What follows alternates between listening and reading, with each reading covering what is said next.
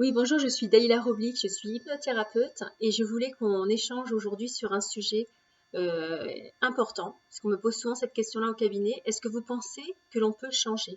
Est-ce possible de changer, vraiment? Donc, en tous les cas, on va essayer d'y répondre aujourd'hui et vous allez faire votre propre analyse. Ce qui est important, c'est vos propres codes, votre propre analyse à vous. Alors, ce qu'il faut comprendre simplement, c'est que sur les 7 premières années de vie d'un enfant, le cerveau d'un enfant est en basse fréquence vibratoire, ce qu'on appelle, nous, le mode θ. Le mode θ, c'est le mode de l'imaginaire. D'ailleurs, un enfant, entre 0 et 7 ans, vous allez lui poser une question simple. Quel métier tu aimerais faire? Il va te dire président de la République, pompier, médecin, voilà, plein de métiers, parce qu'il va policier, il va vraiment parler avec son cœur d'une manière complètement spontanée. D'ailleurs, souvent, on va pouvoir observer les enfants à prendre un balai et faire le cheval, être le chevalier servant. Voilà. Pourquoi? Parce les enfants entre 0 et 7 ans sont vraiment dans l'imaginaire, dans ce mode θ. Alors, ce qu'il faut aussi comprendre, c'est dans cette période de vie, justement, dans cette période d'imaginaire, ce que nous on appelle la période d'hypnose, puisque de toute façon, les enfants de moins de 7 ans sont en hypnose tout le temps. Ça, c'est génial, hein, on aimerait bien l'être comme eux.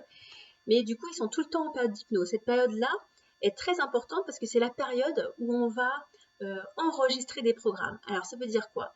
On va observer, par exemple, nos parents, le cercle familial, même le cercle amical, la communauté en général, et on va observer comment les personnes vont fonctionner autour de nous.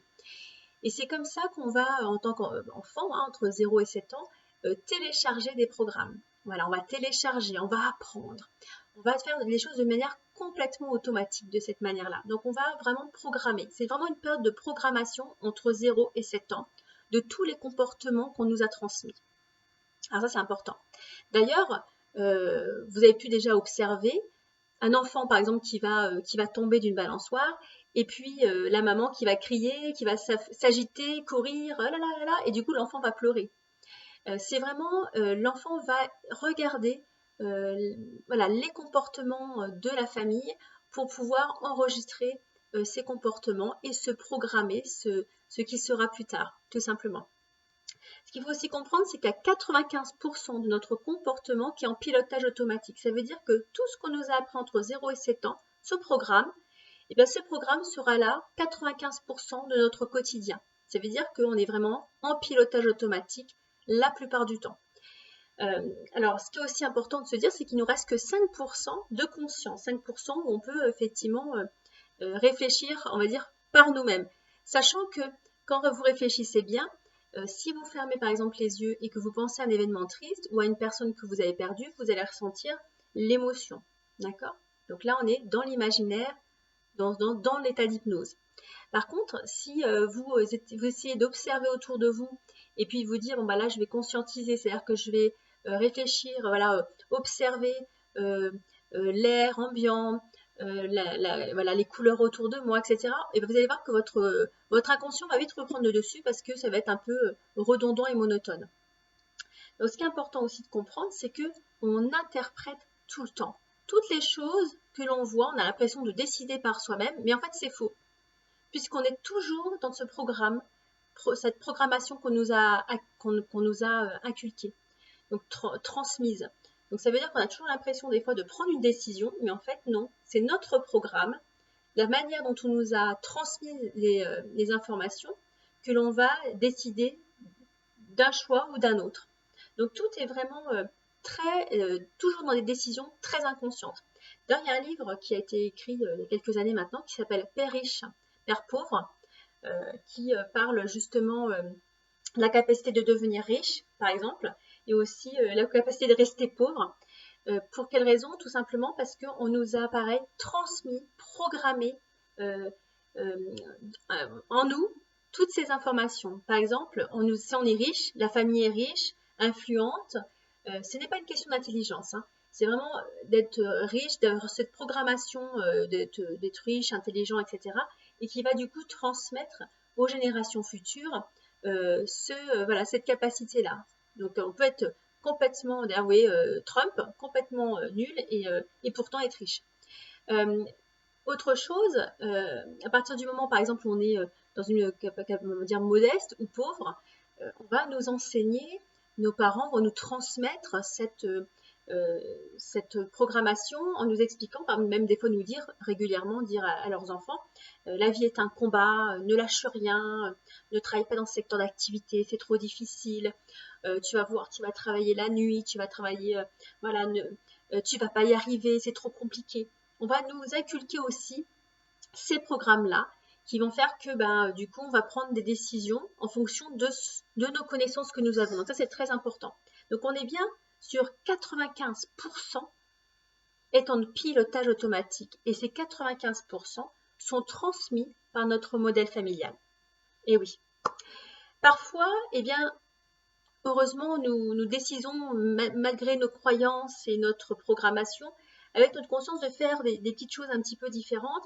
Parfois, on fait des erreurs, mais c'est important de faire des erreurs parce que ce qui fonctionne, c'est que ce qui nous permet de nous remettre en question, de faire des erreurs et d'évoluer et d'avancer et d'être plus dans la conscience que dans le pilotage automatique. Notre vie est en pilotage automatique. Lorsque vous conduisez, par exemple, si vous discutez avec la personne à côté, vous allez vous rappeler de la discussion. Mais à quel moment vous allez vous rappeler du paysage qu'il y a autour? Vous êtes en pilotage automatique. Vous ne vous rappelez pas du moment que vous vivez dans le moment présent, de ce qui se passe autour de vous, et par contre, vous êtes en pilotage automatique, vous allez continuer de conduire tout en parlant. Alors, vous allez me dire, mais ouais, c'est bien beau tout ça, mais comment on change tout ça?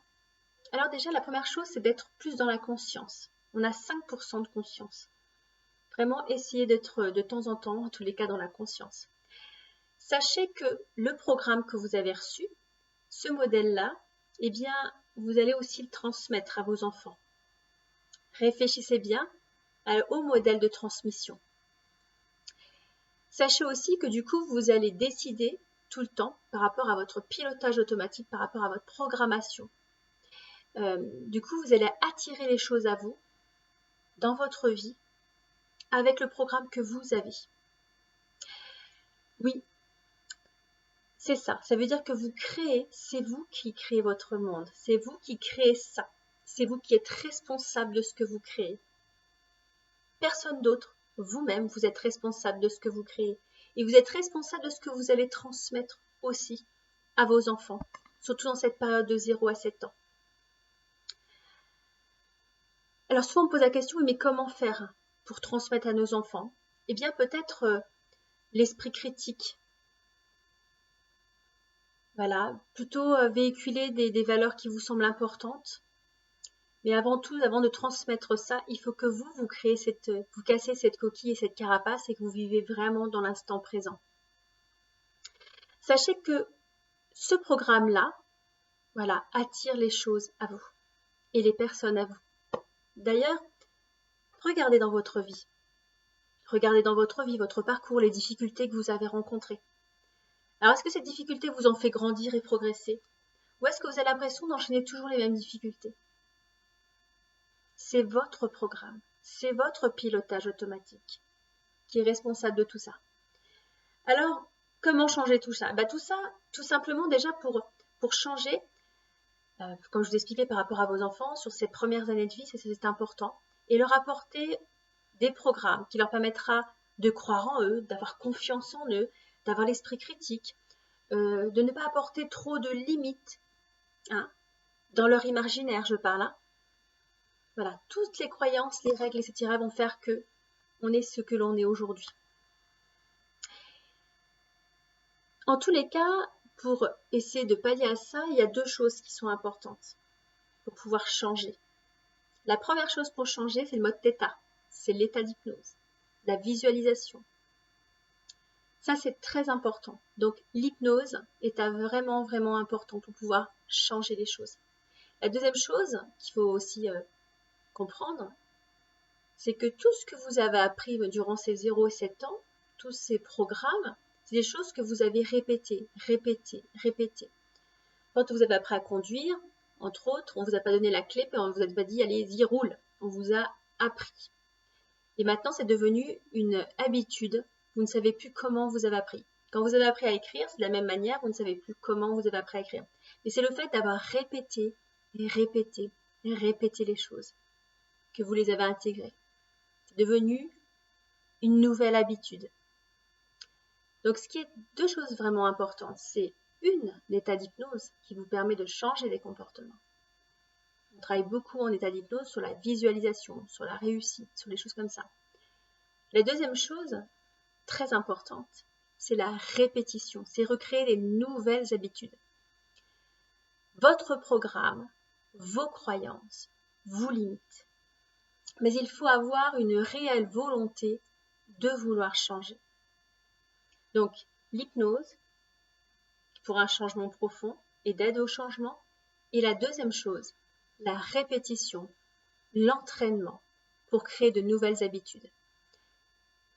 Par exemple, des temps de méditation, des temps de calme, où chaque jour, on se répète « Je suis heureuse ». Je suis heureuse. Le fait de répéter, mais vraiment convaincu de ce potentiel-là, va intégrer en vous une nouvelle habitude, un nouveau comportement. Cela est bon pour tout, pour la réussite professionnelle, pour la réussite affective, familiale. Changez les choses en vous pour pouvoir changer le futur de vos enfants aussi. Vos enfants vont pouvoir évoluer grâce à vous. Donc je le rappelle, 1. L'hypnose. 2. La répétition. Donc j'espère que je vous ai en tous les cas éclairé. N'hésitez pas en tous les cas à partager, à commenter. Je vous souhaite une excellente journée et à bientôt pour une autre vidéo. Bye bye!